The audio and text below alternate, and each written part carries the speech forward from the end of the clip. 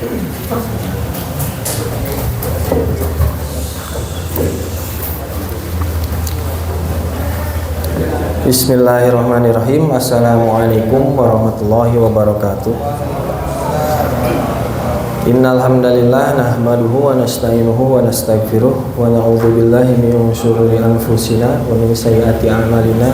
Man yahdihillahu fala mudilla lahu wa may yudlil fala hadiyalah. Asyhadu an la ilaha illallah wahdahu la syarika lah wa asyhadu anna Muhammadan abduhu wa rasuluhu la nabiyya ba'da amma ba'd. Pertama-tama mari kita panjatkan puji dan syukur kepada Allah Subhanahu wa taala karena telah dengan rahmatnya kita bisa berkumpul di waktu subuh ini di hari ke-26 Ramadan. Selanjutnya saya izin kepada ibu-ibu, kepada bapak-bapak senior buat menyampaikan atau sharing sedikit ilmu yang saya dapatkan dari membaca sebuah artikel di majalah. Judulnya Motivasi Hidup Menentukan Amal Seseorang. Para hadirin jamaah subuh rahimakumullah, firman Allah Subhanahu wa taala yang diungkapkan dalam Al-Qur'an telah menyatakan bahwa seseorang muslim dalam kehidupannya hanya bertujuan untuk mencapai kebahagiaan akhirat.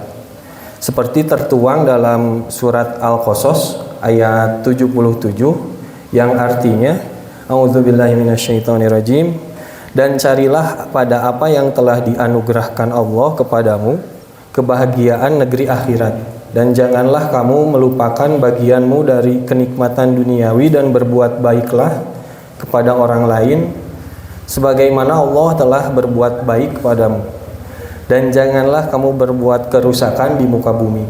Sesungguhnya Allah tidak menyukai orang-orang yang berbuat kerusakan.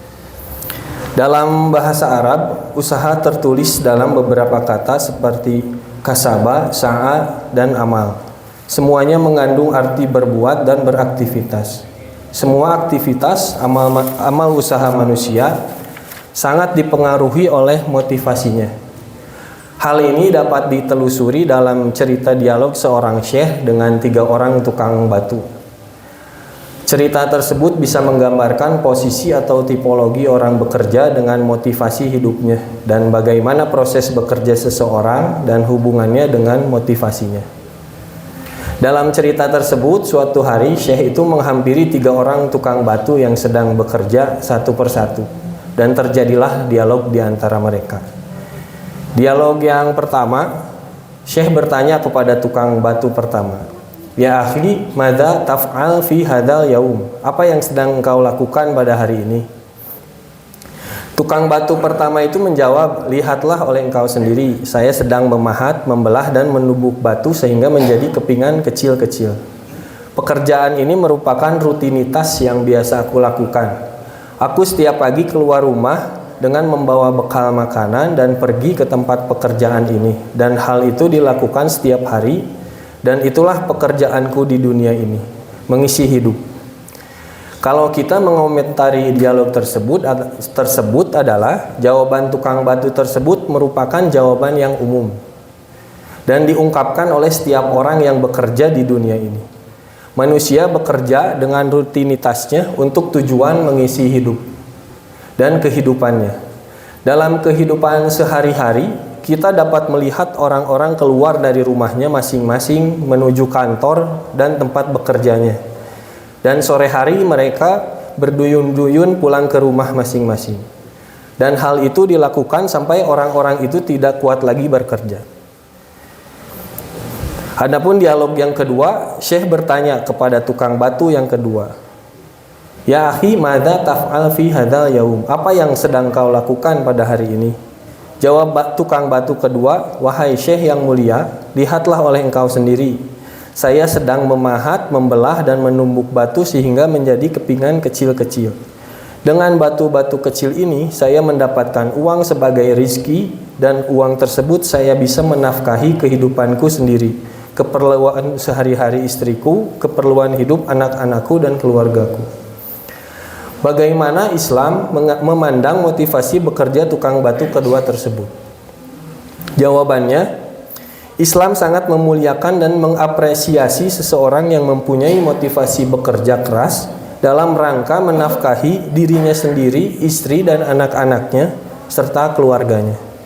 Mungkin kita bisa melihat bagaimana Nabi sendiri sangat memuji dan menyatakan dengan pernyataan yang mulia terhadap motivasi seseorang dalam bekerja untuk mencari nafkah bagi keluarganya. Hal ini dapat ditelusuri dari cerita-cerita sahabat Nabi sendiri, yang pada suatu hari dia keluar pagi-pagi sekali dengan mengenakan baju yang bersih, kelihatan bersemangat dan gesit, kemudian lewat di hadapan Nabi dan para sahabat lainnya. Para sahabat Nabi kemudian bertanya kepada Rasulullah, "Ya Rasul, lau kana hadzal fi sabilillah?" Ya Rasulullah, apakah hal demikian ini sahabat kami itu bisa dikatakan fi sabilillah atau sedang li ila kalimatillah, meninggikan memuliakan kalimat Allah? Jawaban Rasulullah, ada 3 hal yang menyebabkan suatu pekerjaan dikatakan termasuk fi sabilillah.